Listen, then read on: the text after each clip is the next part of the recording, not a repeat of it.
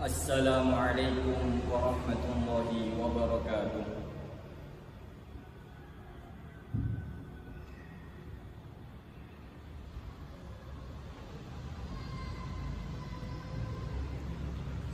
Alhamdulillah, alhamdulillahil mu'izzi man ata'ahu wattaqa wa mudhilli man khalafa amrahu wa 'asa.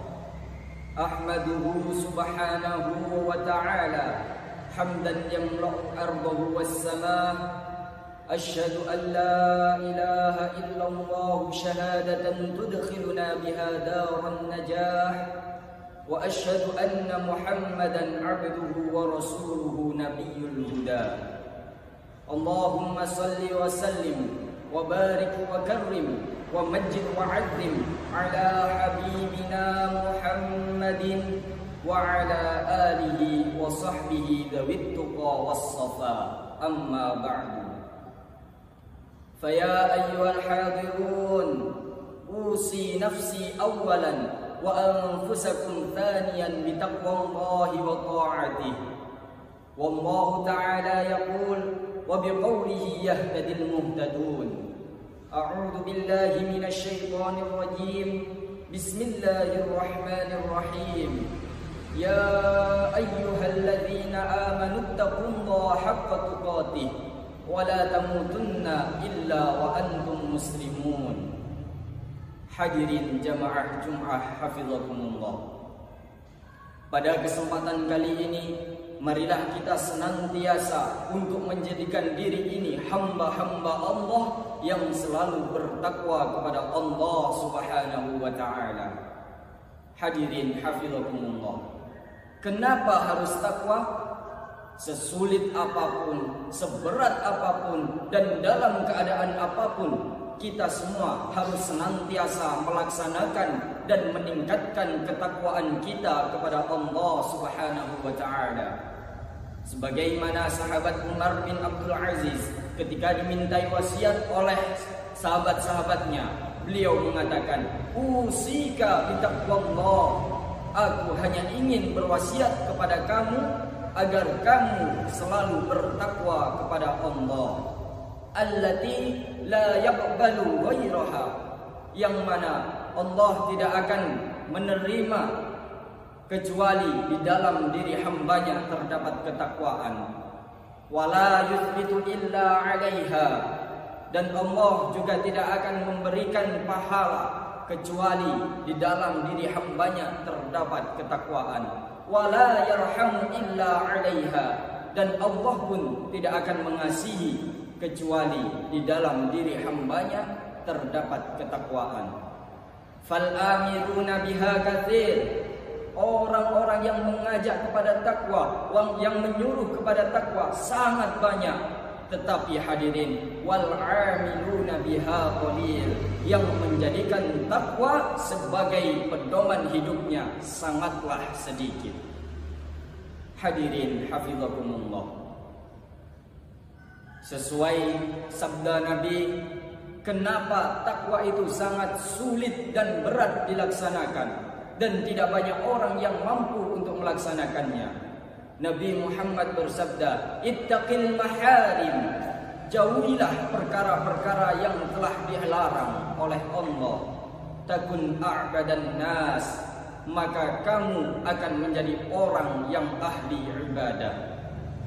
Menurut sabda Nabi di atas hadirin, ukurannya orang yang ahli ibadah, ukurannya orang yang soleh, itu dilihat dari seberapa mana kuat ia menjauh dari hal-hal yang telah dilarang oleh Allah Subhanahu wa ta'ala.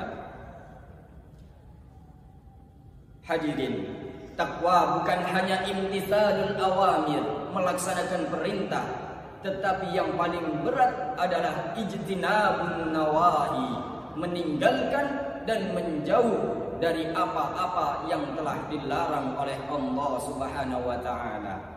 Pantas saja hadirin jika Imam Al-Ghazali mengatakan, semua orang bisa dengan mudah dan mampu untuk melaksanakan perintah, tetapi tidak semua orang bisa untuk meninggalkan larangan kecuali hamba-hamba Allah yang telah dikasihi oleh Allah Subhanahu wa taala.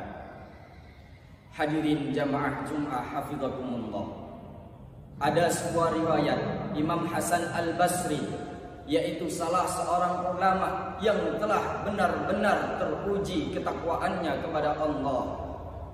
Suatu ketika raja di daerahnya, hadirin, mengumpulkan para menteri agar orang-orang yang bertakwa di negerinya dijadikan satu. Dari 200 ulama dipilihlah 3 ulama. Dari 3 ulama dipilih satu yang tidak lain, yakni Imam Hasan Al-Basri. Raja ingin menguji ketakwaan Imam Hasan Al-Basri. Dikirimlah seorang wanita ke rumahnya. Ketika sampai di rumah, wanita itu langsung melepas seluruh pakaiannya. Namun apa yang terjadi, hadirin? Imam Hasan Al-Basri justru malah melemparkan siwaknya dan mengenai tubuh wanita itu. Kemudian dari tubuhnya itu keluar bercak-bercak putih seperti penyakit lepra. Wanita itu pun takut dan menutup kembali pakaiannya, lalu berlari kepada raja untuk meminta pertanggungjawaban karena telah melaksanakan perintah sang raja. Kemudian raja pun memanggil Imam Al-Basri untuk mengobati penyakit wanita itu. Dan Al-Basri pun membacakan sebuah ayat, dan dengan izin Allah hilanglah penyakit itu. Hal ini disebabkan apa, hadirin? Disebabkan ketakwaan Imam Al-Basri, sehingga Allah menjaganya dari hal-hal yang buruk. Karena ketakwaannya ini, hadirin, telah menghilangkan nafsu-nafsu duniawinya. Hadirin hafizakumullah. Raja pun belum puas. Kemudian diundanglah seluruh ulama-ulama di negerinya untuk diberi hidangan-hidangan. Tapi raja telah menyiapkan hidangan dari makanan-makanan yang haram, yang tidak disembelih khusus untuk Imam Al-Basri. Setelah semuanya siap, dengan izin Allah, makanan itu pun berkata kepada Al-Basri, "Wahai Al-Basri, aku adalah makanan yang haram. Aku adalah hewan-hewan yang tidak disembelih, maka jangan memakan aku." Al-Basri pun langsung meminta agar makanannya ditukar dengan makanan-makanan yang halal, yang diletakkan jauh dari tempat duduknya. Hal ini disebabkan apa, hadirin? Tidak lain, hal ini disebabkan ketakwaannya Imam Al-Basri. Karena ketakwaannya, Allah menjaga perutnya dari hal-hal yang haram. Hadirin jamaah Jumat hafizakumullah. Raja pun belum puas untuk menguji ketakwaan Imam Al-Basri.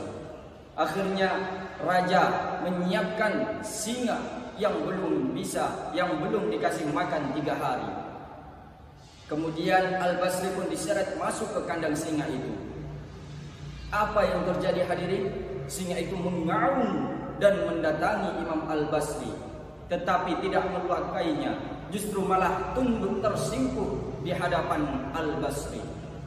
Sesuai dengan sabda Nabi, "Man khafallah khafahu kulla syai'." Barang siapa yang takut kepada Allah, maka akan takut seluruhnya kepadanya. Kenapa hal ini bisa terjadi, hadirin? Yang ini terjadi karena biasan cahaya dari takwaan Imam Al-Basri, yang mana ketika cahaya itu muncul, maka hewan-hewan pun tahu, tumbuh-tumbuhan tahu, dan makhluk-makhluk tertentu akan tahu, dan yang tahu akan menjadi takut kepadanya disebabkan ketakwaannya kepada Allah Subhanahu wa taala.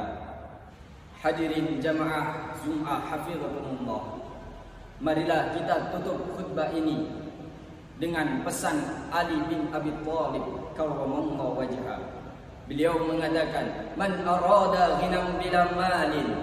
Barang siapa ingin kaya meski tanpa harta, wa haibatan bila sultan, dan ingin berwibawa meski tanpa kedudukan, wa izzan bila ashirah, dan ingin mulia meski bukan dari keturunan orang yang terhormat, falyattaqillah, maka bertakwalah kepada Allah. Fa innallaha ya'ba ayyudilla illa man 'asa, karena Allah tidak akan menghinakan hambanya kecuali ia berdurhaka kepadanya.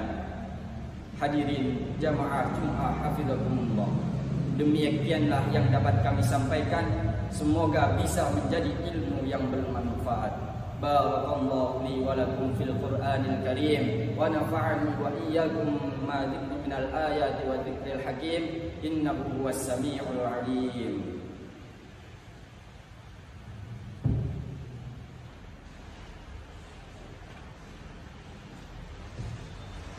Innal hamdalillah nahmaduhu wa nasta'inuhu wa nastaghfiruh wa na'udzu billahi min shururi anfusina wa min sayyiati a'malina, man yahdihillahu fahuwal muhtadi wa man yudlil falan tajida lahu waliyyan mursyida. Asyhadu an la ilaha illallah wa asyhadu anna Muhammadan 'abduhu wa rasuluhu la nabiyya ba'dah. Amma ba'du. Faya ayyuhal hadirun, أوصي نفسي أولا وأنفسكم ثانيا بتقوى الله وطاعته. وقال الله تعالى في كتابه الكريم إن الله وملائكته يصلون على النبي يا أيها الذين آمنوا صلوا عليه وسلموا تسليما. اللهم صل على سيدنا محمد وعلى آل سيدنا محمد كما صليت على سيدنا إبراهيم وعلى آل سيدنا إبراهيم، وبارك على سيدنا محمد وعلى آل سيدنا محمد كما باركت على سيدنا إبراهيم وعلى آل سيدنا إبراهيم في العالمين إنك حميد مجيد. اللهم اغفر للمسلمين والمسلمات والمؤمنين والمؤمنات الأحياء منهم والأموات. اللهم اغفر لنا ذنوبنا وذنوب والدينا وارحمهما كما ربونا صغارا. ربنا اغفر لنا ولإخواننا الذين سبقونا بالإيمان ولا تجعل في قلوبنا غلا للذين آمنوا ربنا إنك رؤوف رحيم. ربنا آتنا في الدنيا حسنة وفي الآخرة حسنة وقنا عذاب النار. عباد الله، إن الله يأمر بالعدل والإحسان وإيتاء ذي القربى وينهى عن الفحشاء والمنكر والبغي يعظكم لعلكم تذكرون. فاذكروا الله العظيم يذكركم ولذكر الله أكبر.